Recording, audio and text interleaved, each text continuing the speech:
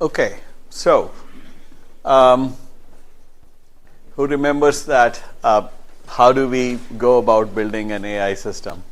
What are the steps generally that we talked about earlier?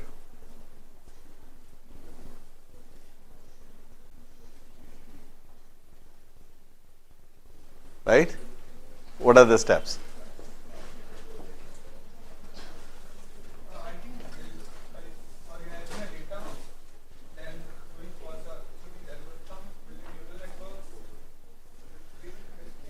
Okay, all right. So let's try to rewrite in what we are saying here, right? So what is our goal? Our goal is to build an AI system. Where is that? Here.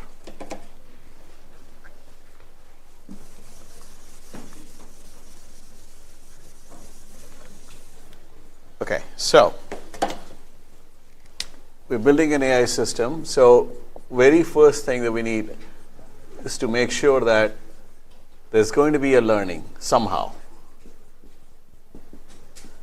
So that learning requires two things: data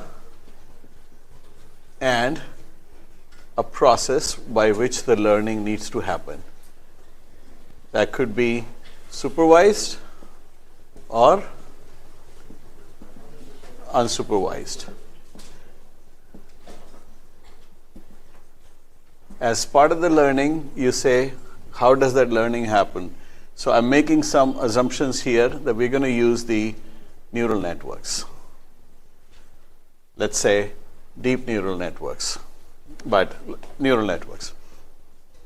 And then we need a way to calculate the probabilities, because that's what we are going to do in terms of what's the final output is going to be. And how is that relevant? Because we are trying to find out, are we looking for a binary answer, like a classification, like a sentiment, or we are trying to get more of a probabilistic distribution, which means that we are going to use some kind of a softmax because we are trying to find the relative probabilities of the output, right? So that's roughly what we are going to do. And then I also said that learning is not just learning the weights and biases, but how the neural network is designed, right? That's what we're trying to do. Even before we do all this, right? One of the things I had mentioned that training these neural network or building these models is not an inexpensive process. These are all expensive phenomena. There's got to be a reason why do you want to build the model. So very first thing that we want to do in this process is to make sure that you got to figure out what is the use case for the model that you're trying to build. I've used the term base or foundation model. Those models are available to you, right? And I also kind of taught about or discussed that how do you tune that model? How do you modify that model? We actually identify that as a risk also, that somebody with malicious intent may actually go and change the learning of the model in a way that is detrimental to you, your company, your brand, or whatever the case may be, right? So even before you go and making your own LLM, you got to figure out what's the need, what's the business case, what's the use case for building a new large language model. Why is it important? Because it will have an influence on model size. If you remember, the size of the model determines how many weights and biases it needs to calculate, how many neurons does it need, which means how much cost is involved in training and or executing the model. If you remember that, I mentioned that ChatGPT-3 was making almost 1 billion calculations for predicting each word. Do you have manpower? Do you have the cost? Larger the model, more training data is needed, because larger the model, more parameters. More parameters, more training. Now, all of these things are generic statements, because as part of learning, we also kind of found out or learned, or researchers found that sometimes dropping the output of a neuron makes the learning better. But it could be that there is one layer where you're using dropout as a regularization technique to generalize the learning of the model. But in general, Larger the model, higher the parameters, higher the cost for training, or more training data is needed. What's the computational resource? Memory, compute power, storage space, all kinds of things you need to figure out. So there's got to be a very, very important reason for you to understand why you are doing this. Right? You're trying to use the power on your computer. You might use it for some purpose, for some toy neural networks, but if you want any realistic neural network, you've got to rely on large computer center, large compute power, storage and compute, mostly the compute. You can make smaller things and let the learning run for hours. It's fine, it'll work eventually, but then again, you'll run out of limitations, run out of space and or into your limitations, right? Yes, you can use the toy systems to really learn the process, but that's okay, right? That's what we're trying to do. But if you're going any realistic development of LLM, you're definitely having to figure out what's the use case, because that's what will determine what your requirements are and should you not be building. Okay, now let's look at the use case in the sense why you might be building. Now when I say you, it could be your company, right? Now you can go back to whatever we talked about in terms of the drawbacks, the risks, the disadvantages, and say that we may be focusing on one or more of those things, and that's why we are trying to build. So some of the reasons for building your own large language model or a language model: domain specificity, in the sense that the base or foundation model may not have information. That may not be the only reason. I mentioned this as a use case, what we are doing in one of the companies that I work with, but they're not building their own language model because it's too expensive. Nobody's going to pay for it, or we won't be able to generate enough revenue out of it to justify the investment in it. We are using the RAG, which is the retrieval augmented generation. So rather than building the model, creating the model of our own, we are actually fine-tuning the model. Obviously, prompt engineering is the first one, and then the RAG, because those are much more effective or efficient way of adding domain specificity to a base model. Obviously, you can create a model with industry-specific data. That's always a possibility. Greater data security. Now, that's a larger problem. Now, one might say that, yes, we could use a RAG or a retrieval augmented generation, but we will have to send the data to the public or a base or foundation model, wherever it comes from, OpenAI, Meta, Llama, whatever the case may be. We don't want that. So we want our own data. We want to stick with it. So we want our own proprietary model. That's another reasoning why we want to do that. Ownership and control is another one. I don't know the exact number, but there were more than 200 different implementations of the base and foundation model. Some countries build their own models, some companies build their own models. There are some open source consortium who built their own models and made them available, etc., etc. Personally, there may be one in India. I haven't yet come across that in India somebody claims that they have created a base or a foundation model yet. I'm sure somebody must be working. The government must be trying to do something. Some agencies might announce it soon. There are some other sovereign nations. I think Saudi Arabia actually has, some countries have announced their own national models as well. Let's assume that you have determined the use case, you have secured the funding, and you're not doing it just for an exercise, which is what the goal is we are describing here. You got to decide what would be the architecture. Right? Just like a software architecture course that I teach for the entire semester, one may argue, what kind of architecture do we want? Now, we're not going into all that detail here. If you're realistically doing it, you would make that call because there are now alternate architectures available. Right? We talked about a few earlier.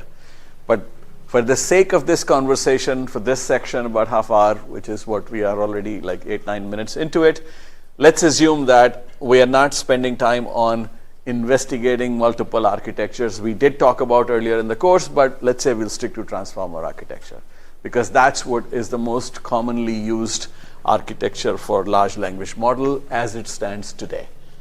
You can call it state of the art. I mean, fine, it's not discovered last year. It's been around for now close to 7-8 years, but it is still one of the most commonly used architecture for large language model, efficient language model. So let's say that we're going to use the transformer architecture. Why? Because it captures the underlying patterns and relationships. That's why it's very popular. We saw this example, what the latent spaces are and things like that. It handles long-range dependencies in the text, which means you can have a larger context window. If you remember what the context window was, that's the window in which the attention mechanism is working, which means that it can look back and can figure out the context, maintain the context, give you the answers and things like that. That means higher dimensional space also. So every time you go with larger the training data, larger the number of variables it needs to do, everything there. It can process input of variable lengths. We had earlier issues with the other architectures that some of the things they were doing better, the others they were not. So there are benefits of transformer architecture. We actually spent more time talking about it earlier, so I'm not going to go in too much detail. Point is that that is one specific way you can build it. I can add one more reason, which I mentioned earlier before we took the break. This is the most common architecture for which you have actually fairly stable frameworks available, both in PyTorch and TensorFlow. So if you are familiar with either of these two libraries or become familiar, you would get a lot of building blocks for transformer architecture available to you, ready to use. You don't need to write them from the scratch. Okay. Now, does anyone remember what does transformer architecture look like? We talked about it just a few days ago. I think it was Monday we did transformer architecture.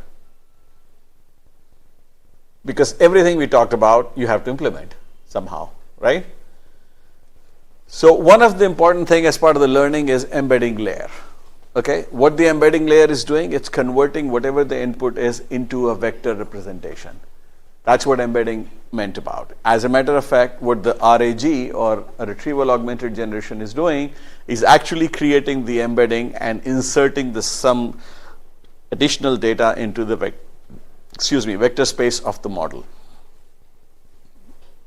It involves three processes. One is called tokenization. Now keep in mind, in an unsupervised learning, your base or foundation model does the tokenization for itself. But if you're doing that, or this step is actually common with RAG also. If you're building a RAG, this is exactly what you're doing. But in the RAG, you stop here. In this process, you're continuing further as well. So you're doing the tokenization. You define how the tokenization should work for your domain. We talked about earlier, why is not every alphabet a token? Why is it not the word is token? Realistically, as I mentioned, that the unsupervised learning of base and foundational model, it's been discovered that it's not just using the word as a token, but sometimes a part of the word as a token as well. Now, if you're designing it, you need to figure out what should your token look like. Subword token, 4 characters, 5 characters, what works for you? It all is like trial and error to figure out what is your token look like. Each token will get an assignment. If anybody has done compiler translator construction, this is a very similar thing. You create what is known as symbol table. This is very simple, similar to symbol table, and it's called vocabulary dictionary here. Each token is assigned a unique number so that going forward, that token is just a number, nothing else. Then you're converting that number into a multi-dimensional vector, which is what the model is doing when it's doing the unsupervised learning. Here, because you're doing it, you are converting it into a multi-dimensional vector based on whatever features are of interest to your use case. That's what the RAG is all about, and that's what the first step that you do it here. Make sense? Once you've got the embedding layer, which means the input data has been converted into a series of numbers or matrices of the numbers or vectors or whatever size you want, right? You might say that I want my vectors to look like 64 by 64, 255 by 255, or 256 by 256, whatever the case may be. Larger the size, more space needed, more training data needed, more time to train needed, right? Once you have that embedding layer, which means you've converted all the input data into a token, into a higher dimensional vector, what do you do next? you build the feed-forward layer, which is where the neural network is calculating the incoming values and using the default weights and biases, and then percolating it through the entire network. And then after that, we'll do the backpropagation layer, right? So first you do the feed-forward network. Basically what it is doing is that you need at least these two things, but you may need more. That's part of the architecture design. What is the feed-forward layer is doing? You have a linear layer that is projecting into a higher dimensional space, which is basically the previous layer was. So first layer on the previous screen. So the first layer of your feed-forward network is embedding layer, right? Which the work that it is doing is that converting it into the higher dimensional space. Then you need a nonlinear activation function. If you remember that when we were studying the neural unit or a neuron, every neuron needs a activation function. We looked at few of those. You can pick whichever way you want, right? There are choices. We talked about, I think, 4, but there are few more available. Which one should you use? It all depends on what is your domain, what you are expecting. Most commonly used function is rectified linear unit or ReLU layer or ReLU function. So you got the embedding layer, you picked up an activation function, and then you create the next layer, which is basically you're hoping that that higher dimensional representation is going to identify some hidden feature in the next layer. Do we need it? Not really. Why do we need it? Because generally we have found that this works. How did we find? We saw an example that if you just have one layer, you can only discover linear functions. If you want to discover nonlinear functions, implement something like exclusive OR, you at least need 2 layers. So you actually add a second linear layer. Now, in 2 linear layers will actually let your model discover nonlinear relationships and nonlinear functions in the data. So you do need minimum of 2 layers to make sure that your model does some realistic learning. Make sense? Now, because we decided that we are going to do the transformer architecture, does someone remember what's the next step in transformer architecture?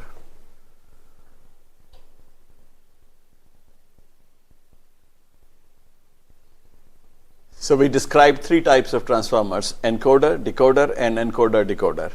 So the next step would be to figure out is that what are we going to do? Just encoder, decoder, or both? So I'm going to look at both examples so you can pick and choose depending on what your purpose is. Are you generating, translating, or whatever you're trying to do? The encoder layer should look like this. So you already have decided embedding layer. Then you're going to basically create a positional encoder. Now, why is encoder needed? Because you remember that it would eventually be doing the attention mechanism, because what we are trying to do, this encoder is looking around. If you remember that, there were encoders which were only looking at the data that you've already seen. There were encoders which were looking at both sides of the data. There were encoders which were only trying to predict the next one. There were encoders which were doing the masking, like they will hide some word or some token and then try to predict it correctly or not. So basically, you would need a positional encoder, a layer that's doing that. Sorry, is a question? No, okay. All right. Then you are trying to build a self-attention mechanism. The good thing that you have, those frameworks would actually give you functions to build this. Yes, you can tune them, but you have the functionality that's available to you. After the self-attention, there's a normalization layer. Does someone remember what normalization is? I did not necessarily explain it in the context of the self-attention mechanism, but we talked about in the context of probability density functions. Does someone remember what normalization was?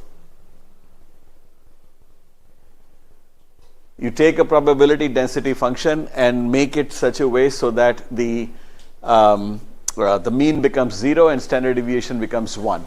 Why do you need to normalize those functions? Because if you want to compare 2 functions, it's easier to compare them when they are normalized, which means they both have mean as 0 and standard deviation is 1, then you can compare them easily. So normalization layer is usually going to help you stable training because everything is normalized. So standard deviation is same, probability function is same. You can compare the output of the two, figure out the right learning or right response. You may repeat the same thing. If you remember that we said the self-attention mechanism, there is a stack of self-attention mechanism. Why? Because you want to enable the higher level features or higher level learning. So what I suggest that build at least 2 layers of self-attention mechanism so that you hope for that you have at least some higher level learning.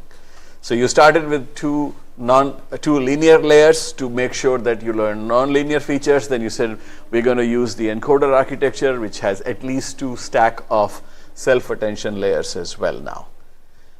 If you're doing decoder or if you're doing both encoder decoder, so let's look at what the decoder layer will look like. Now the decoder layer would be, let's say this has the same thing up until this point. Encoder has already encoded some information. Now you need the encoder decoder self attention mechanism, which is really creating the relationship between input and output token, because decoder is generating the output tokens. More or less the same thing you are repeating, just that you have a different activation functions at the level of decoder. Does that make sense?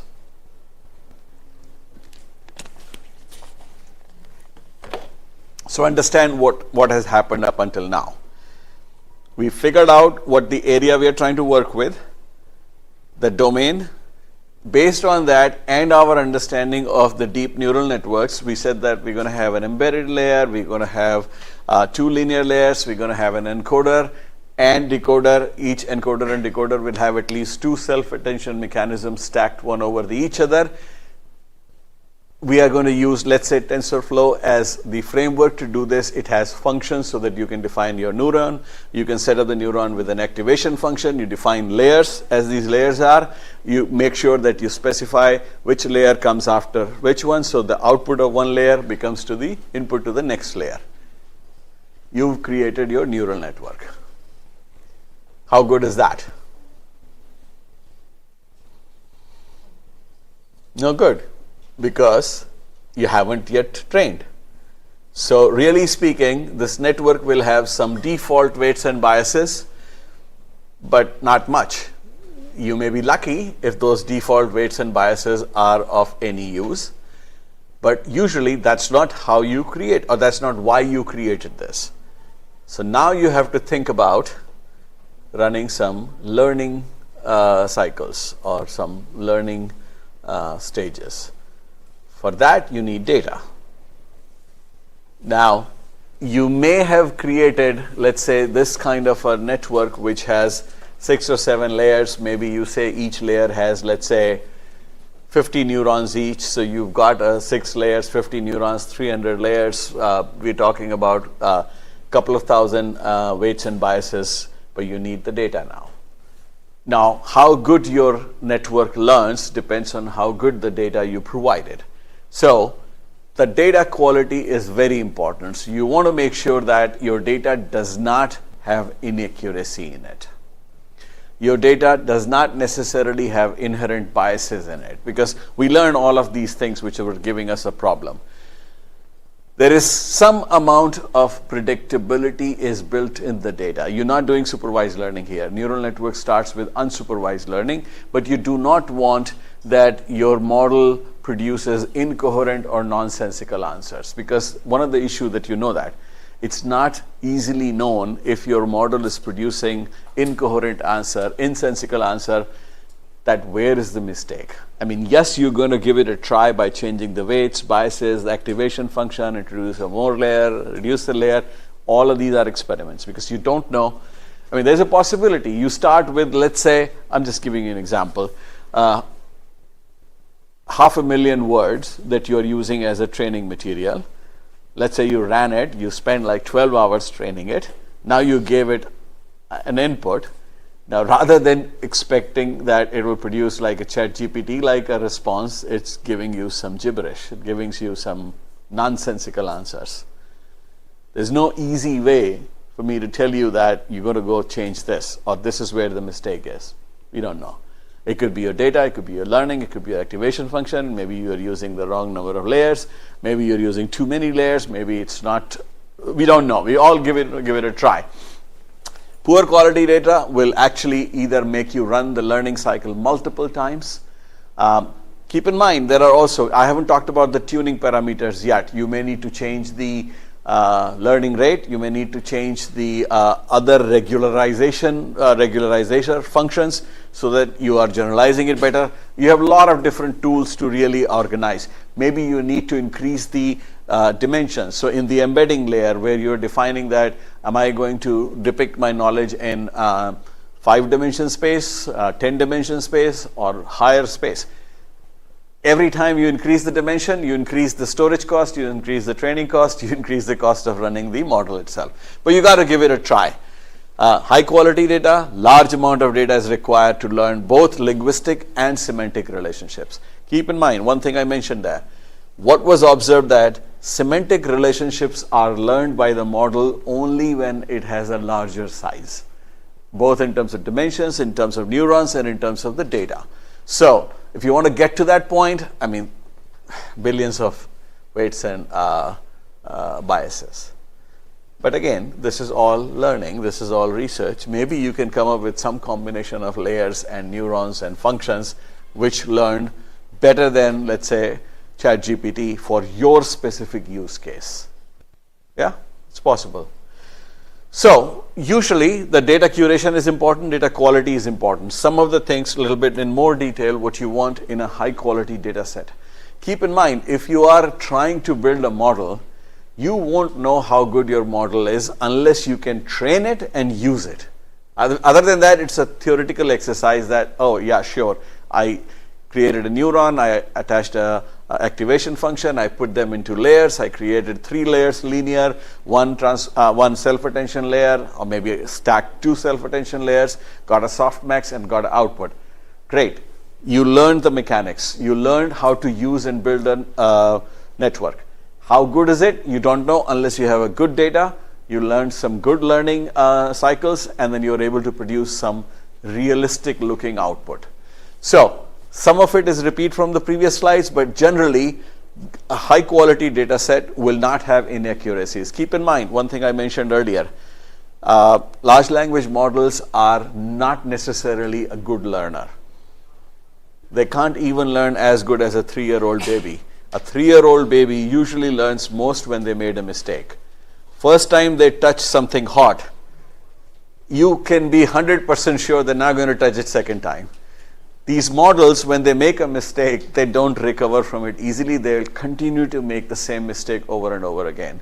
So you don't want inaccuracy, because if it gets into one inaccurate data point, there's a high likelihood that it will get more and more inaccuracies there.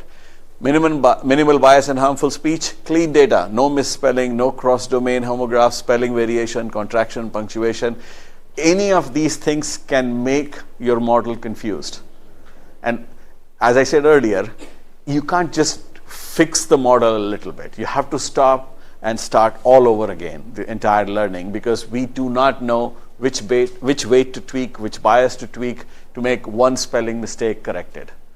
So if you have one spelling mistake and you want to correct it, you have to restart the whole thing again. So make sure the data is correct. No duplicates, because duplicates can create unnecessary amplification of something that you may or may not require it. Privacy reduction, as diverse data as possible.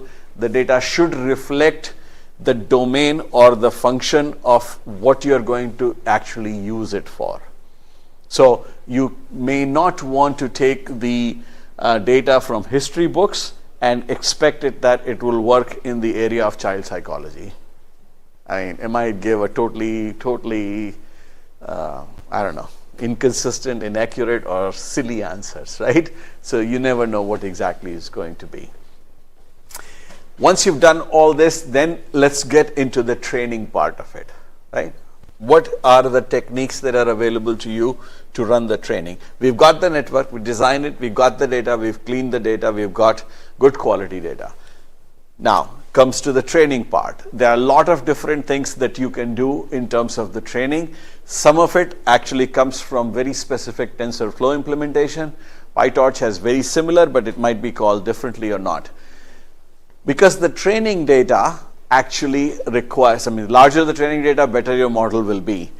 How many different network instances can you run? It depends on the hardware that you have. You can run one instance on each GPU. If you have, let's say, 8 GPUs, maybe you can run 8 different parallel networks implementation. Why do you want to do that? Because you want to speed up the learning process. Tensor themselves can parallelize. So what I'm saying here is that because TensorFlow is written to work on a vector, inherently it's parallel if there is an underlying hardware that it can utilize. You're trying to run it on your laptop, it won't be able to parallelize much unless you have more cores there. But those cores cannot deal with the floating point arithmetic, so it may not work better. It may actually slow down the whole process. If you have GPUs or TPUs or whatever the case may be, TensorFlow will automatically parallelize the computation that's happening. You can distribute the model across GPUs. This is the tough part actually. It's not an easy because you're not relying on the TensorFlow to do it. You're saying that I know my model and I'm going to distribute it I want. The framework TensorFlow allows you to do it, but you have to figure out more complex, more difficult, more error prone, but might be more efficient if you do it right. Okay? What can go wrong in the learning? Now, there are things which I briefly touched on because we didn't want to go too much into mathematics. There's a concept I mentioned was vanishing gradients. Now, that could be a problem in data, that could be a problem in mathematics because we're talking of these large numbers, small numbers. And we also looked at the optimization problem. There are two problems. The gradient checkpointing helps in both. One is that if you remember that rather than finding the minima, it starts oscillating, right? You want to check for that. You also want to check when the gradient becomes 0. Then what happens once one gradient becomes 0, eventually, as I said, that model is a bad learner, it will in a few cycles make all gradients as 0. Which means it's a clean slate now. You keep running it for another 100,000 cycles, it's not going to make a difference. So you want to do the gradient checkpointing built in. Think of it just like writing the printf statements, just that each statement will print like hundreds of thousands of weights and biases, which is what the gradients are. So you want to do some checkpointing to figure out those two problems. It's not oscillating and it's not vanishing or becoming 0. If that happens, what do you have to do?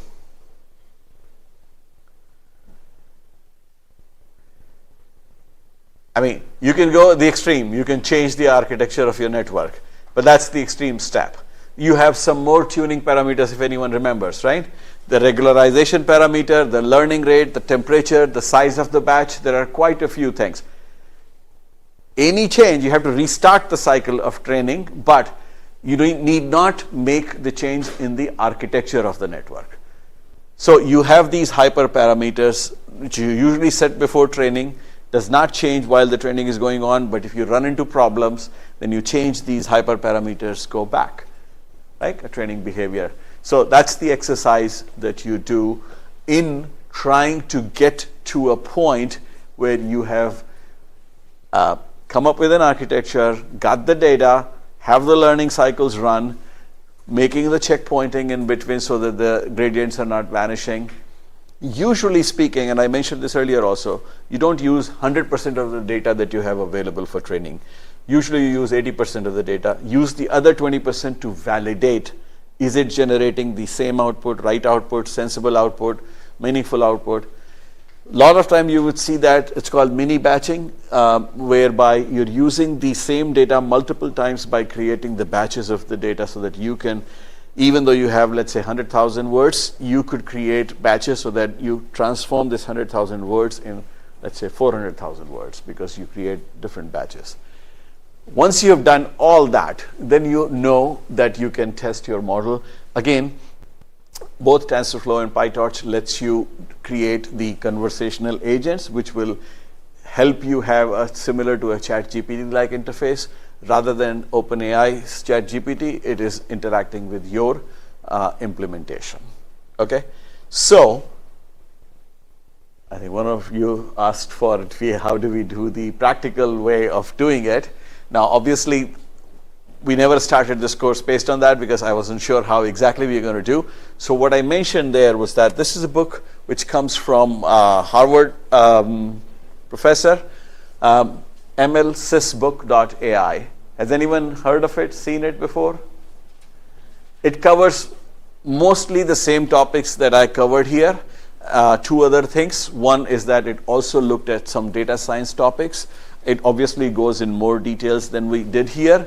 The entire book is available at this. It's an open source. If you see here, there are some essential topics, which is usually what I covered actually. And then it goes into engineering principle, which I presume most of you should know.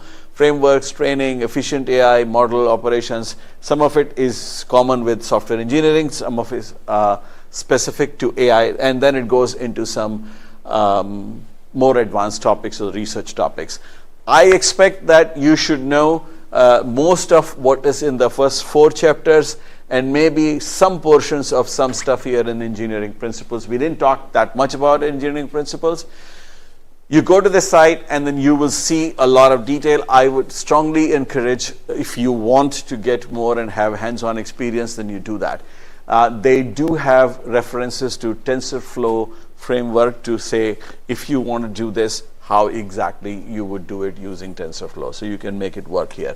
A few things that this book does, basically, it talks about data engineering, it talks about model development, optimization, which is where majority of your effort will go, fine-tuning model performance, because you don't want it to be trained and give you garbage, right?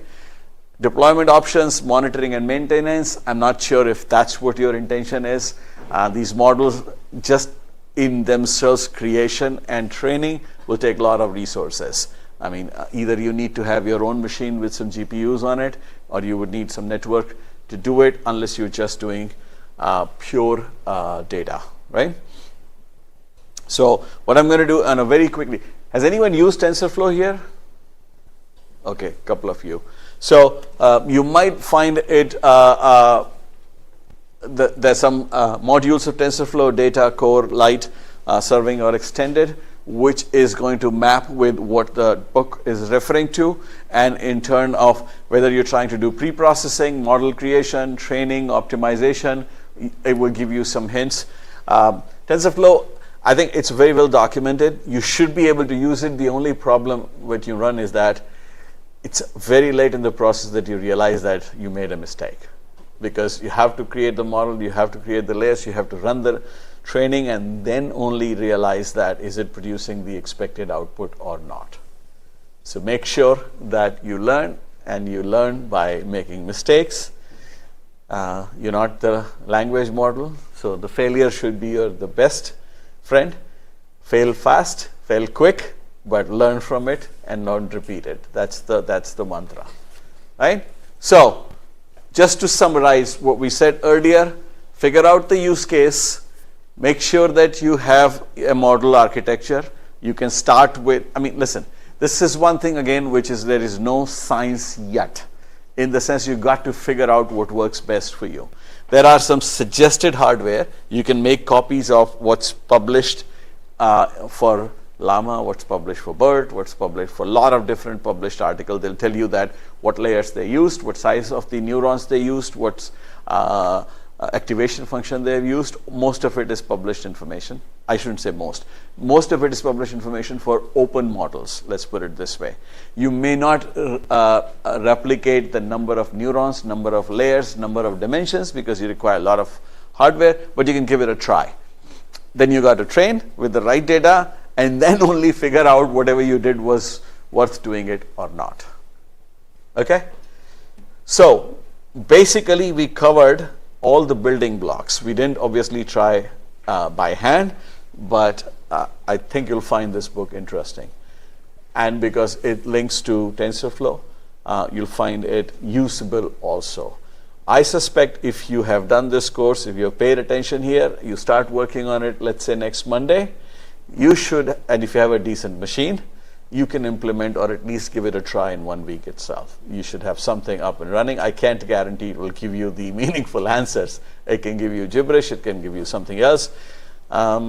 try doing it. Try building a translator, English to Hindi, Hindi to English, or something of that nature, so that you can actually experiment. Why I'm saying that, you can actually provide some meaningful data. All you need is Hindi and English translation and sentences, or any other language, Indian language. If you can build a data set for, I would say, 50,000 sentences, simple sentences, one language to the Hindi to English, English to Hindi. Create a simple architecture. 2 layers of attention should be enough to do that, and then see if it creates some meaningful answer. I mean, you would be able to test it easily, right? If you're trying to do remote sensing, that's very complex, very kind of resource intensive application. But if you can make a simple sentence, I would love to go to market and see if it translates in Hindi, or the other way around. You can figure out, right? And you can learn the techniques that by tweaking this worked better. By tweaking that worked poorly. So that was just one example, but you can start doing something else. You can start training it on, let's say, articles written on politics, say if it can summarize it. I mean, you can deal with some of smaller problems even if you have a smaller data set. But again, the translation is one thing that is probably something that you can very quickly determine whether it's working fine or not. Then try to make it more difficult, like trying to say that my bank is on the bank of river Ganges. Does it figure out which bank is referring to which bank as a semantics thing? You can make it more complex. My point is that if you take that as an example, you can create data sets, you can introduce the complexity slowly and see how your model responds to it. Once you have it, try doing the prompt engineering and see, and you will notice that if you introduce some things as a supervised learning later on, how does it work? Does it do well? Does it not do well? Etc. etc. You can give it a try. So again, in the time frame that we had to cover the introduction, we had to cover the non-technical topics in terms of the costs, benefits, risks, weights, biases. There's one topic that I have not covered, which I'll do it tomorrow, which is regulations, the rules, regulations, laws, and how in India it's happening, right? That was something which was supposed to be done yesterday and today in combination, but that's fine. We added something new, which was of interest here. Any questions? What is the difference between a PyTorch and TensorFlow? And when would you use a PyTorch or a TensorFlow? Okay, now that's no. That's a question like that. Do you want to use Java or Python? PyTorch is a Python library. PyTorch came from Facebook, roughly, or Llama or Meta, basically today. TensorFlow comes from Google. TensorFlow has several languages interfaces. I don't think it has Python. I may be wrong, but you can use Java. You can use some of the other Google languages. What is the other language that it has? Does anyone know what the language that Google is using nowadays? It's skipping my mind. It'll come to me. So Google has a new language which they are using. It's kind of C++, but better. So you can use that. So I can't tell you which one you want to use. These are the frameworks specific to the language, and they are from 2 different sources. Both are in public domain. So if you are a Python developer, let's say, you think you are much more comfortable with Python, I would say go with PyTorch. If you are okay with Java or any of those languages, then go with TensorFlow. TensorFlow has one built-in advantage, that it has parallelization built in, because do you know what the tensor is, right? Vectors and tensors. Yeah. Yeah, so what is it? It's multi-dimensional, basically. So it can parallelize, yes.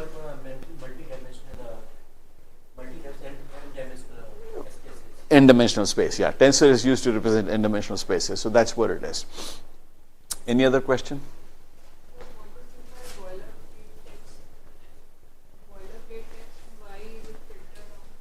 Okay, you were going by, I think one of the slide has it somewhere, right? Which one was it? Yeah, data curation, yeah, which is where I was.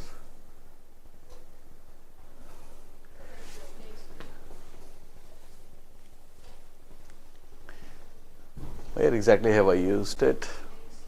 No, not in this. This was one here. No, it's here somewhere.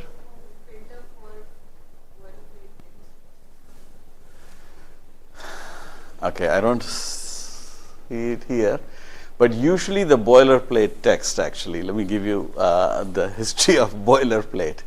Has anyone seen old style printing presses? Sorry? In movies, right? Where each paper was like a big plate, each page of the paper. So the term boilerplate came from in the sense that let's say the front page of a newspaper, there are things which change, there are things which usually do not change that quickly. So boilerplate is also known as, like in some cases, pro forma. Those who are doing finance or management, they will know pro forma statements. Now pro forma has slight differences. Pro forma is also part of it is like fixed, or part of it says that pro forma means things can change.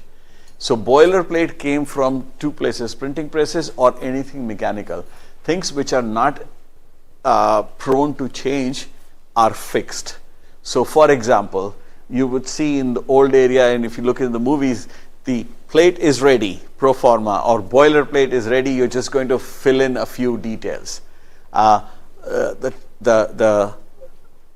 mast page news item is ready, but the title is not there, or headline is not there. So that's called boilerplate. The reason why we say that you don't use the boilerplate text is that it does, because by nature it's not changing, it's relatively fixed.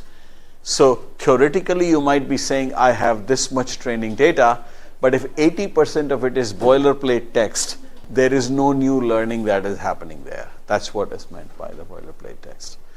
Okay, any other question?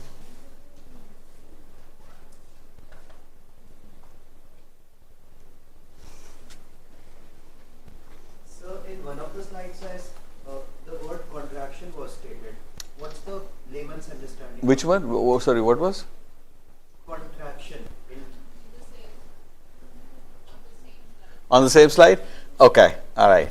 So that helps. So you know something like, for example, cannot. That's what the contraction is. So what we were saying is that avoid this in the initial learning. So, or any other contraction that might be used. Like, you guys have used it.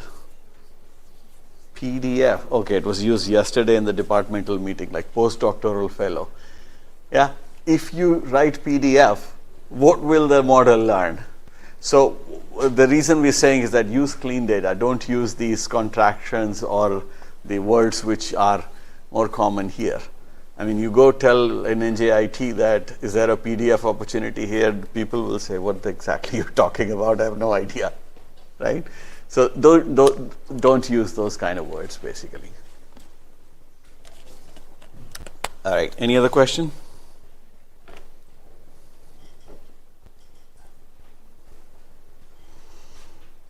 Yes, no, maybe?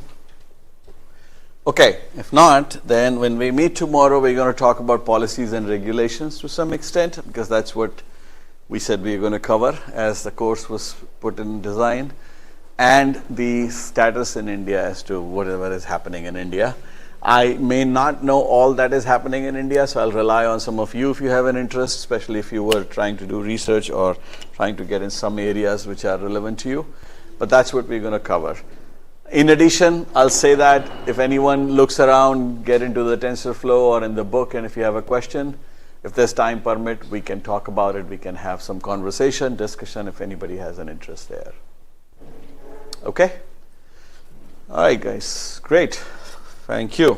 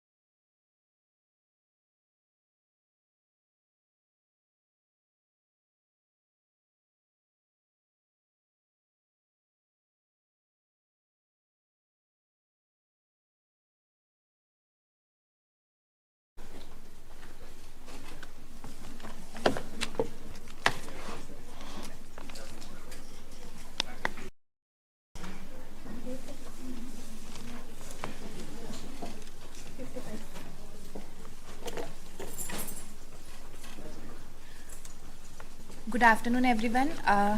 My name is Shubhi Changani, a research scholar working under the supervision of Dr. Rakesh Kumar. I am doing PhD from SMS MNIT Allahabad. And before starting the presentation, first of all, I would like to take a minute and extend my gratitude to Professor G.P. Sahu, sir, for organizing this wonderful workshop, and also Prabhat sir for taking such insightful session. Definitely these 2 weeks were a good opportunity for all of us, because we learned a lot, explored about AI, and also share our ideas. We got to know how this AI, generative AI, is transforming our lives. So basically in today's presentation we will be talking about text generation using generative AI. And these are the name of the team members. They all have contributed their efforts and time in making this presentation by editing or merging the slides, or some of us are presenting today. So they all have worked for this. So text generation using generative AI is a fascinating technology that allows computers to create human-alike text. How text generation works is that it analyzes a lot of data which we are only providing by searching or learning using internet.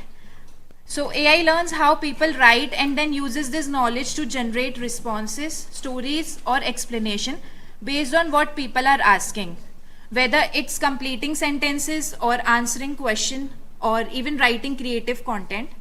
And therefore this technology is transforming industries, making communication faster, smarter, and more efficient.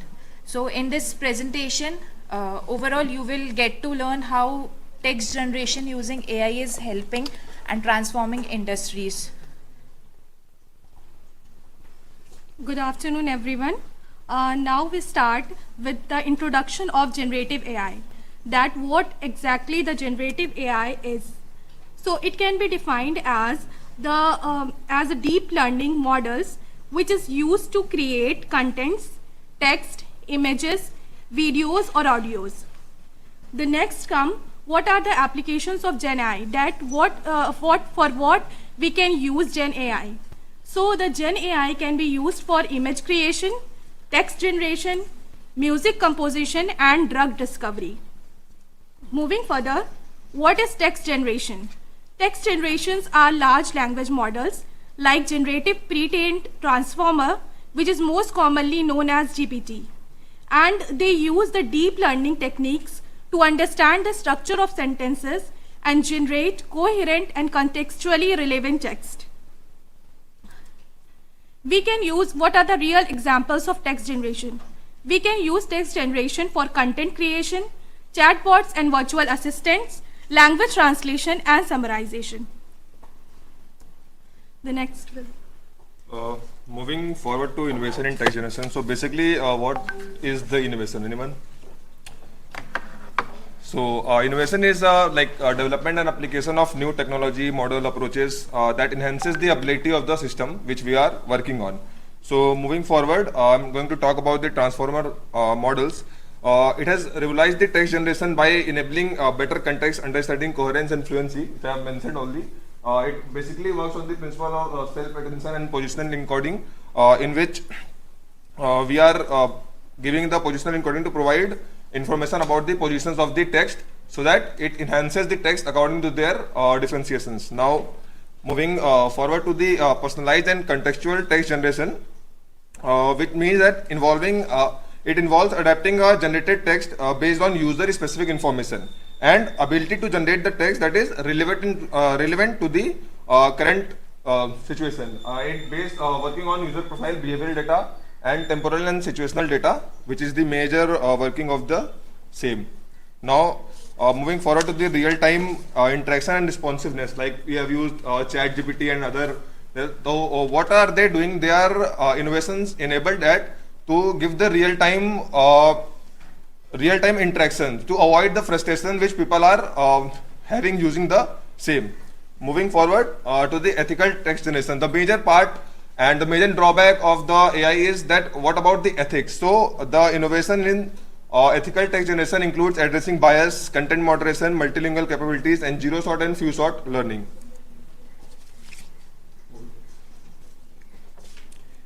So now we'll see the disruptions in text generation. So before moving ahead, let us understand what is the meaning of disruption. The generic meaning of disruption is interruption or breaking the normal course of action. But here in the context of text generation, disruption is often refers to innovation or a significant change in how the text will be generated or consumed. So let us see some of the key disruptions in the field of text generation over the time. So basically this slide and the next slide, both slide talks about the AI, artificial intelligence, and NLP, that is natural language processing.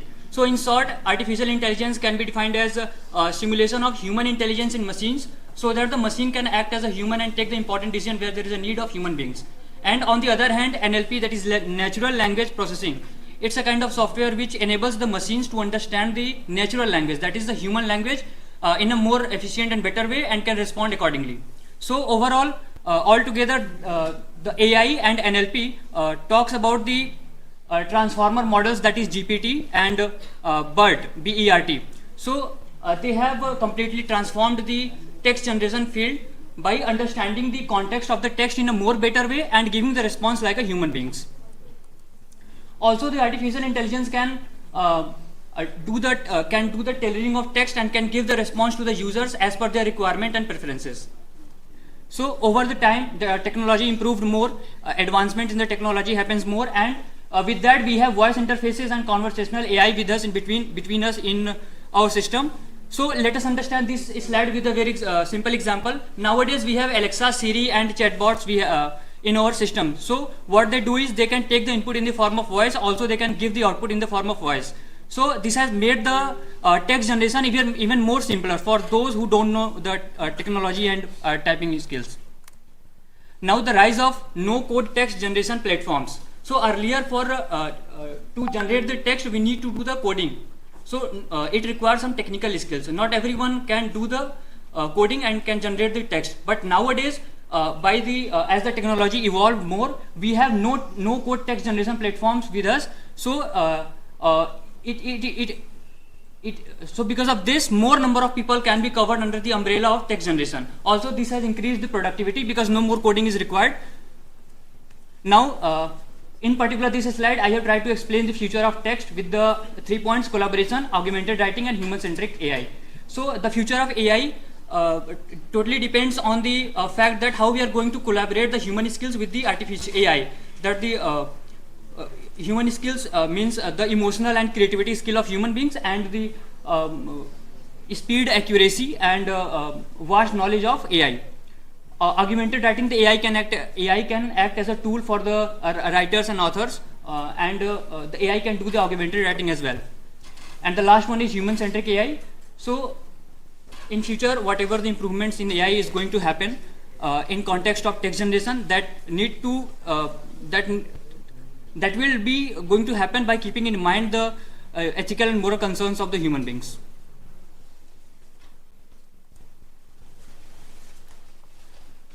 Good afternoon, everyone. OpenAI, the evolution of text generation. OpenAI is a company which is pioneering in generative AI, and Google which is powering NLP and AI, and Meta is expanding AI capabilities, and Hugging Face, which is a company which is democratizing AI, and Anthropic is a company which is contributing to safe and helpful AI. Timeline of text generation advancement. It is started in 1950s and ends in 2023. OpenAI, it is started in 2015 with a mission to ensure that AI benefits humanity, and its key model is GPT-3 and GPT-4.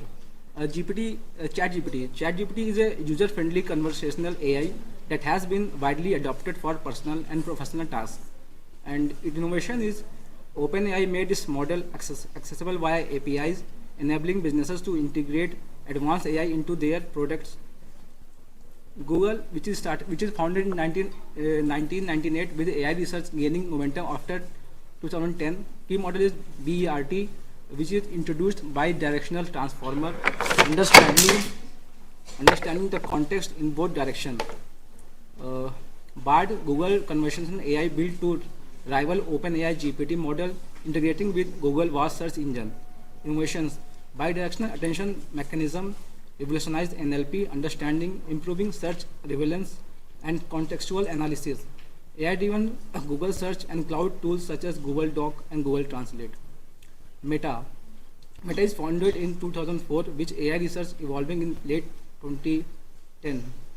Key model is Llama, a set of open source model focused on democratizing AI. Blender Bot, a chat bot built on deep learning models with an emphasis on generating conversational, context-aware dialogue. Innovation. Meta commitment to open source AI model, encouraging collaboration and innovation across AI research community. Key player compared. OpenAI key model is GPT series, Google is BERT T5 BARD, Meta is Llama, and Meta focus area is OpenAI, open source AI. And Meta's market approach is open source, and Meta's market impact is medium.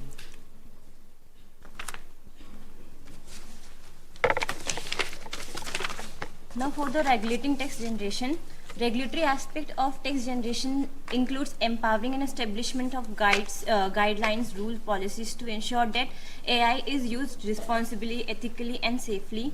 And for this, the issues like preventing misuse, mitigation bias and ensuring transparencies are done using regulating text generation. This is the essential why regulations are essential. 4 basic points: ethical compliance, accuracy and reliability, legal adherence, and trust building. These are the key areas of regulation: context moderation and harm prevention, accountability and transparency, data privacy and ethical use, bias mitigation and fairness. Moreover, further consideration are use case restrictions, monitoring and enforcement, public awareness and educations. And these are the challenges and recommendations for regulation aspect of text generation. These are the key challenges: keeping pace with rapid advancement in AI technology, addressing global difference in law and cultural values, balancing regulations with the need for innovation and creativity. And for the recommendation, fostering international cooperation with uniform standards, implementing regular audits and public awareness campaigns, promote ethical AI practices in development and deployment, and lastly, the effective regulation ensures generative AI benefits society while minimizing risk. Now I would like to saying something about impact of text generation. Text generation in AI has a significant impact by increasing the efficiency of content creation, enabling personalized communication, improving accessibility through language translation, and facilitating human-like interaction with machine. And it also raises some concern about potential misuse, such as fake news propagation and ethical issues around originality and authorship. Key impact of text generation in AI is increased productivity, personalization, accessibility, creative potential, enhanced customer engagement, language learning support. And now impact of text generation in management domain. In management domain, text generation is used to create written content for manager to efficiently communicate key insights, analyze data, streamline administrative tasks by generating human-like text based on complex data set, saving time and improving decision-making process.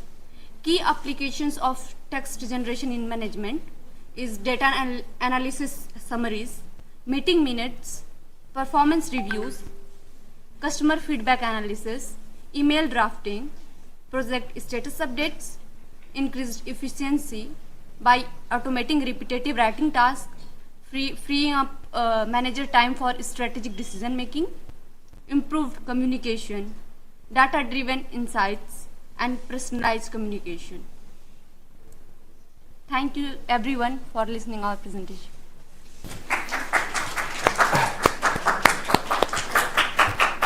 Good work done. Okay. So do you have something more to say? No. Okay. So it's a comprehensive work. I believe Professor West will agree with me. So I also used to say in my regular class also that teaching learning, if you do chalk and talk, retention is around 20%, 30%. When you do on your own, retention is going to be very, very high. So up to, if you do on your own, so retention is going to be 100%, possibly no 100%. So now I believe all 14, 15 number of people who have participated in this discussion, text generation. So I'm sure all of you have experienced good learning, and then you'll retain it for maybe forever, okay, and then keep on building it. Any quick question before I request Professor Vash to say something about it? So any quick question from group 1 and group 3 to group 2? Anything you would like to know about? I appreciate the work done by group 2 and comprehensive presentation of course they have made. Certain limitations also are there, so those ethical considerations are also there. You try to attempt, you presented that. That's great, okay. So any quick clarification needed? No? Okay. So Professor West, would you like to say something? Let me have all other three and then your we'll go. Yeah, should be fine. So Next, group 1, ready? It is not a competition, so all participation is very, very important. So if you participate, it's going to add to your learning experience, okay? जरा हल्का दीजिए presentation connect करने.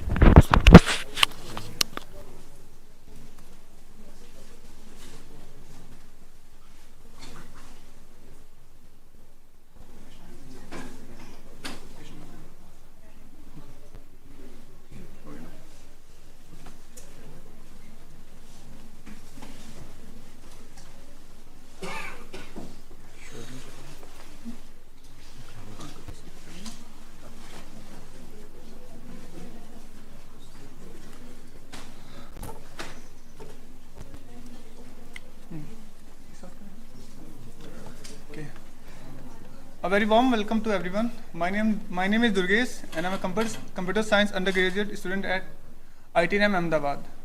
So I would like to thanks to the Gyan initiative, which allows me to represent my presentation here, organized at MNIT Allahabad. So before diving there, let me ask you a simple question. How many pictures do you have of yours, of your grandfathers, or of your grandfathers? Perhaps you may have not the exact pictures because the technology and the cameras have not that much evolved. But you definitely have some attributes like how they look like, what their facial structures, heights, and their body structure. So now, is it possible to reconstruct or regenerate his pictures? Perhaps up till 2010 it was not possible, but now it's possible just because of the advancement in technologies which brings like generative AIs. So let me introduce you to my topic, that is image generation through generative AI. Before diving further, let's have a quick intro to what is exactly generative AI is. So it's an AI model, works on different classes and complex structures like neural networks, which is being responsible for creating new contents, images, videos, and text based on the data which it has been trained or based on the input or the prompts which is being provided by the user. So if we talk about how the generative AI evolved, or how the image is being evolved in the computer. So it was started in the early 1950s to 1980s when the conceptual beginning starts. We have algorithms to generate complex images, but are used to generate only simple patterns and drawings.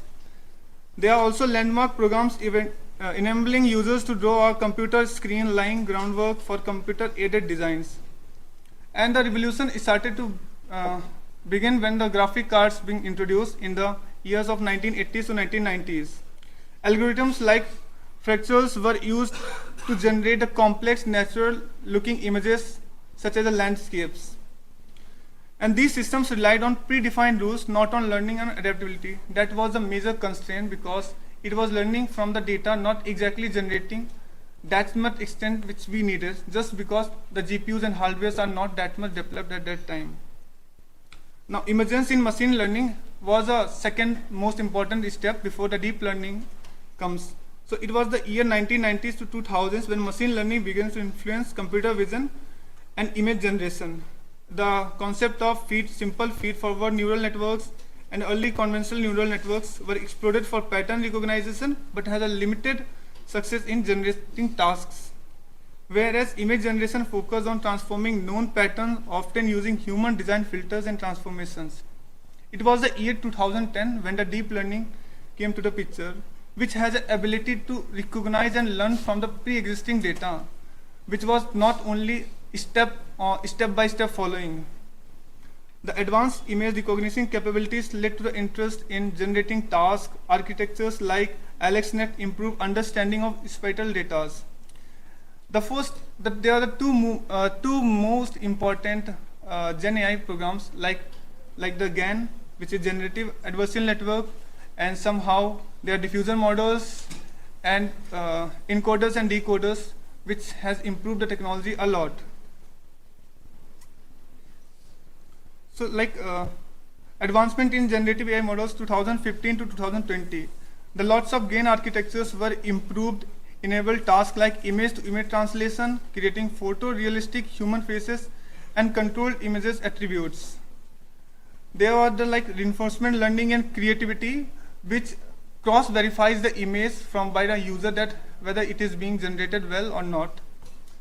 So models explore generating arts and designs inspired by human processions. Recent breakout was 2020's Transformers in Image Generations. DALL-E by OpenAI was introduced and inspired by was a transformer-based model capable of generating images from text prompts. It was the first time when it was image being generated from the text formats. There was a clip in 2010-2021 combined version and language understanding, enabling refined text-to-image generation. So we have diffusion models, stable diffusers, DALL-E2 and Midjourney 2022. Diffusion models images as a leading approach for generating high-quality images, offering controls and coherence. Generative AI ecosystems, tools like Adobe Firefly and many other editing tools have collaborated or introduced the AI in the system so that editing can become enhanced and more realistic editing can be done. Now the principle of image generation, we have generally two most important and successful principles. These are the generative adversarial networks, which consists of two neural networks, discriminator and generator. One creates the images and other cross verifies whether it look like real or more look like artificial. Diffuser models produces noise in the image and try to denoise the model to gain the original data sets so that the final result that we get should be a best possible one. Now the further slide will be carried forward by my friend. First of all, good morning everyone. Thanks sir and most respected teachers. My name is Karuna Shankar Prajapati. I am from IERT Prayagraj. The next topic is innovation in image generation. The field of image generation through AI in a prime example of technological innovation. Key innovation includes examples like DALL-E, ChatGPT. Innovation in image generation, speed and scalability. AI image generation can drastically reduce the time required to create high quality images. Faster production cycle for industries like video games, film, marketing. Artists can generate several variations in minutes. Creative assistance. AI model can serve as a collaborator for designer, providing them with initial drafts or design ideas that can be refined further, making creative process more accessible and efficient. Customization at scale. AI allows personalized design at scale, whether it is generating individual avatars, custom products, design, or targeted advertisement based on user data. AI creative assistance. AI model can serve as collaborator for designer, providing them with initial drafts or design ideas that can be refined further, making in creative process more accessible and efficient. Customization at scale. AI allows personalized design to scale, whether it is generating individual avatars, custom product design, or targeted advertisement based on user data. Disruption in image generation. Impact of artist and designer. AI has advanced more with the respect of time. Traditional roles in the design, artist and photography are being challenged. AI can replace artistic styles, automatic tedious process, and reduce the need of manual intervention in the certain tasks. Creative industries. Creative industries can innovate AI. In the entertainment sector, generative AI can detailed environment, characters, and visual without needs for costly human labor, potentially lowering the barrier to entry in smaller studies. Stock image market. The stock image industry has been seen a shift as AI generated images can replace traditional stock images, photos, offering more variety of customization without licensing concerns. Cost reduction. Traditional image creation process, example manual photography, illustrations, requires a significant time and resources, where AI generated content can be lower these costs considerably. Incumbent in image generation. Incumbent player, creative media and design industries are responding in several ways: AI image generation, adaptation and integration. Major design software companies like Adobe and integrating AI driven tools their platform, offering generative features like Photoshop, neural filters, and Adobe Firefly, enabling creators leverage AI in their workflow. Resistance and ethical concerns. Many traditional artist designers have expressed concerns over the ethical implication of AI generated art, including the potential for job displacement, the challenges in defined authorship and ownership. New business models. Companies are shifting their business model to accumulate AI generated content, either by embracing AI tools for efficiency, providing service around curation and regulation of AI generated content.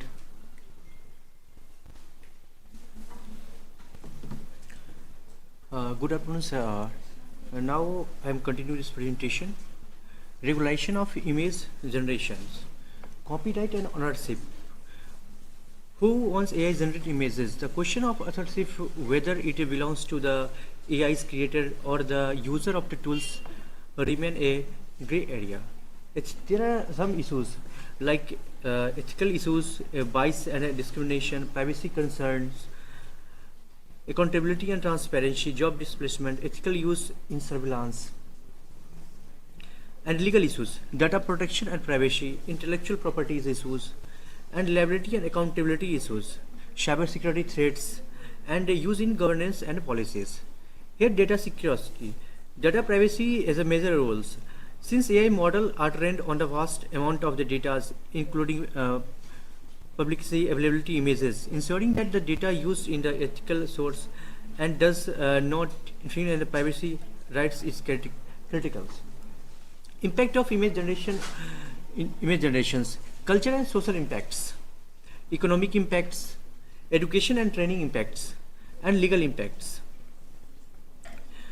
The future scope of the image generation is improve the realism and details. As AI model continues to evolve, the quality of generated image will become even more the study from the real photographs. employing hyper-realistic visual environment and graphics and products. Personalized AI-generated content. AI could tailor image of the specific needs and the preference of users. Obviously, highly personalized designs avatar of marketing materials, which will be incredibly relevant in the sectors like retail and e-commerce. Interactive design tools. The future may see AI working alongside humans in an interactive way, where users can provide continuous feedback to refine and improve generated image in real time, enabling co-creation between the humans and the machines.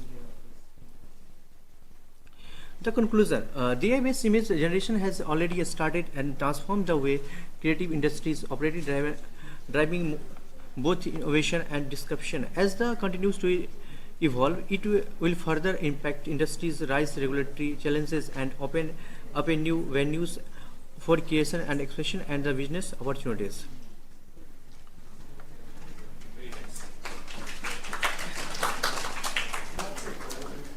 So, good work done by team 1. We appreciate. Again, I would like to ask if you have any question to ask. Team 2 and team 3, would you like to ask any question? This is again a very, very creative work, very well prepared and then delivered. Special thanks to him as well, being UG student there. Yeah, you're pursuing your UG. So you're doing excellent work, okay? So lot of appreciation for it, okay? So by the time you fix up, I wish to further mention, like those who are from city Allahabad, you might have seen this Shaheed wall. Have you seen it? No, opposite to Hanuman Mandir, there is a Shaheed wall, okay? So what they have done there, they have identified who are the Prayagraj people participated in freedom, for the freedom, and they sacrificed their life, okay? So few pictures, few statues, if you see there, so नीचे लिखा हुआ है कि 18 साल की उम्र में शहीद हो गए, but picture if you see, it is not appearing to be 18 साल, okay, 18 years, okay. So that there maybe your role is very, very important, that of course we need to, people know that their attribute, how the face was looking like, how old they were, and then how the physique, healthy, not healthy, but some improvement of course is needed. I recommend you to visit there, Shaheed wall, income tax office ka wall hai, so there it is, okay. But you'll very easily you'll be able to identify the faces, and then faces are not matching with the attribute given there. Few cases, okay. So one case very clearly we observed, only one case that it is not the case, okay. Then many cases you also presented that people are losing job, okay. Models now, okay, those who are demonstrating or advertising for a few of the products, okay, so they are also extensive use of this image, virtual image creation. And then in case of or the worships, okay, so Ramji ki Murti or Sita, so there also more and more attributes, value added pictures we are getting, and then we are happy with that, okay. So if no question, can we shift to group 3? Okay, so over to group 3. Thank you. Well, hello everyone. We are group 3, and firstly I would like to express a degree of gratitude towards our course coordinator JP Sahu sir and the professor in charge Prabhas Vasti sir. Sir, we would just it's not a scripted thing, but we are truly grateful for the invaluable lessons which you've inculcated over the past few weeks, and the degree of depthness into the topic, sir. We are truly grateful for it. Now, getting into our presentation, we'll be discussing the future of music industry with context. So we'll be discussing the future of music industry with the inculcation of generative AI. Generative AI, firstly, is a subset of artificial intelligence itself. In a very layman's term, it deals with how the music industry would be revolutionized with the introduction of AI into it. Now, getting into the different subsets of it, my friend in charge would take care. Good evening, everyone. as I have to talk about the innovations that are going on with the help of GenAI in the music generations domain. Nowadays, GenAI is helping every domain to getting revolutionized. And if I talk about the music composition, GenAI is helping in many ways. Like if we see that we use music only as our entertainment purpose, but GenAI is not helping us to make sorry make music to entertain in much better way. But GenAI is also helping music in medical sectors. Means GenAI is making music more better to help in medical sectors. Like many patients of dementia, they are getting treated with AI created personalized soundscapes, and the neurofeedback integrations is also are the points that are getting done with the GenAI, with the help of GenAI. And as I said that we are most of the case we are using the music for our entertainment purpose. Then GenAI is also helping in that portion, that we are now able to compose the music according to our personal desires, like emotionally driven tracks and interactive experience. And nowadays,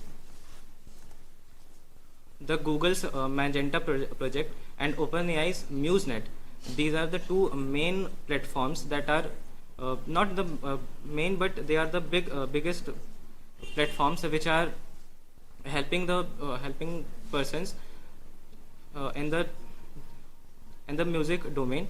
That nowadays the persons who are not the professional songwriters, composers or singers, they can compose their own songs with the help of GenAI tools. And with the help of GenAI, we can also generate the music that has been lost in historical cases. And we can also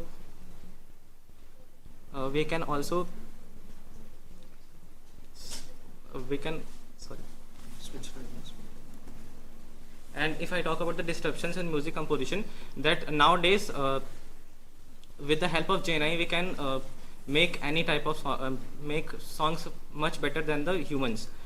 It is the biggest problem for nowadays the humans, that they are getting the competitions in the music industries.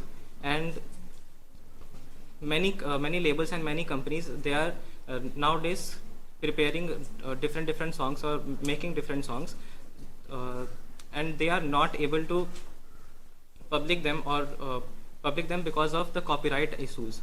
And they if they publish on any platform, then they have the problems that different songwriters or the composers which have already worked on that song or on that domain in the past, they also sue them on the copyright issues. Okay, so good afternoon everyone. First of all, I would like to show my gratitude to all the team members who has contributed in creating this presentation. And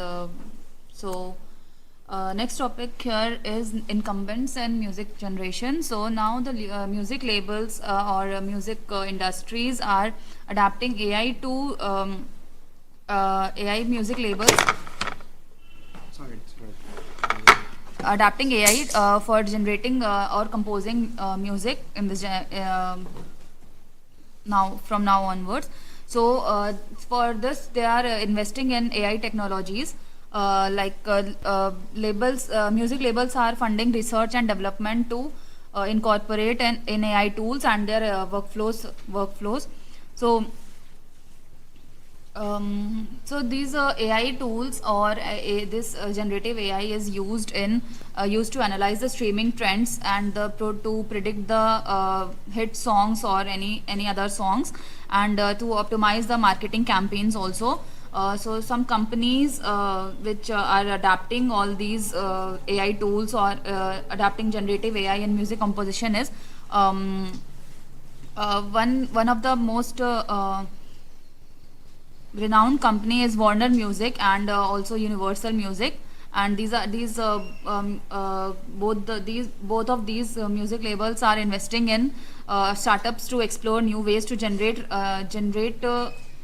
new music or generate revenues while protecting the intellectual properties of the music. And for AI and these AI companies are innovating.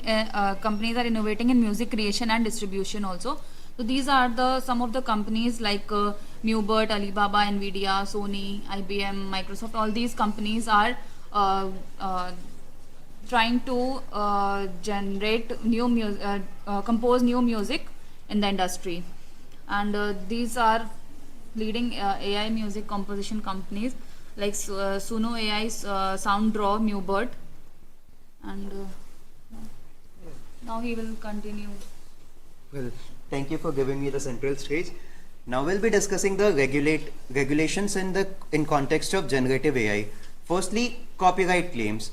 With the advent of so many of AI-based tools, it is actually very difficult to pinpoint to the extent, to the mindset, to the paywall, to what extent a thing should be copywritten. What the degree of originality is quite ambiguous. Secondly, privacy concerns.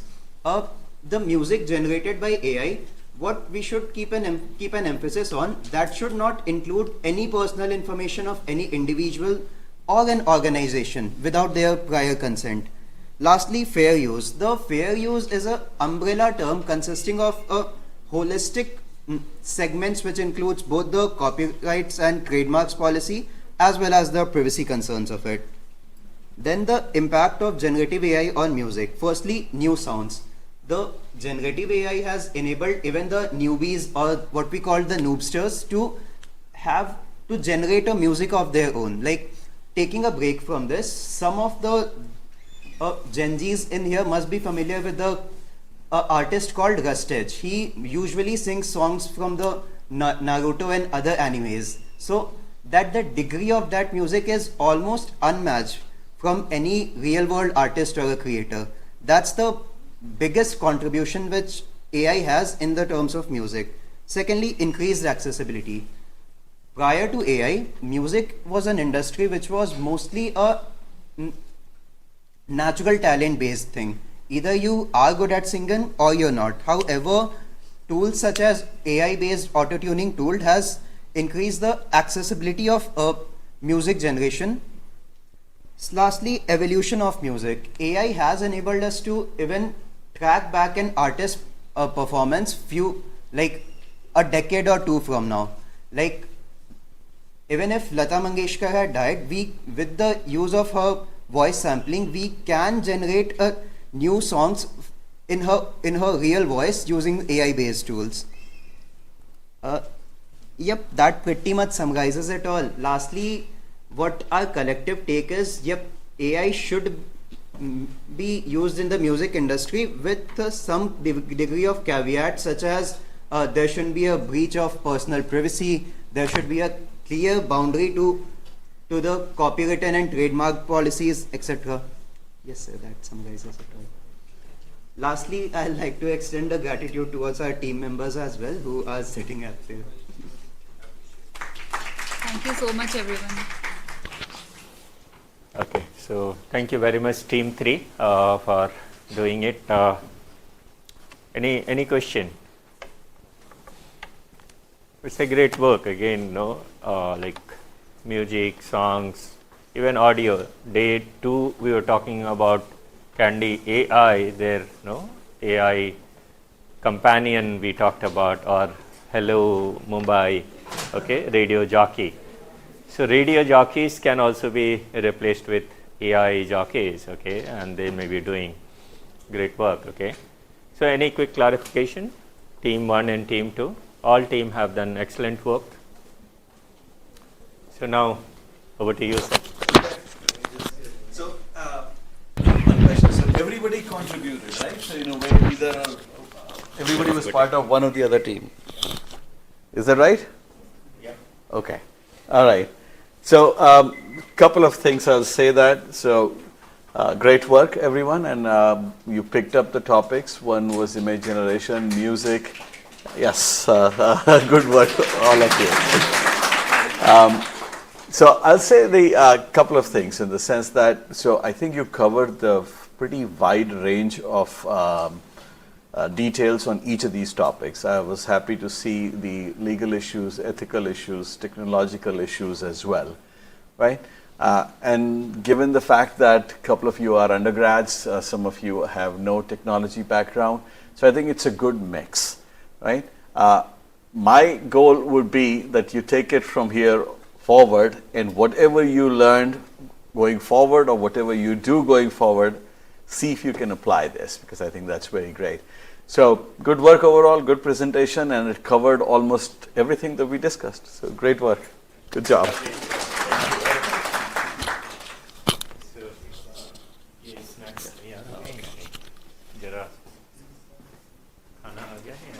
Yeah, okay. Ready? So can we break? Now still we have 4 more minutes to go, but no question, then we break here. And not break, you may leave, but food is there in the outside, it is arranged, so go take your food, okay? Okay, so see you tomorrow morning, 9:30 again, and tomorrow's schedule is known to you, okay? Only 1 hour teaching, and followed by 1 hour teaching examination, then valedictory, and feedback. Also please be prepared with your feedback. Okay, so you may. You're up. Close.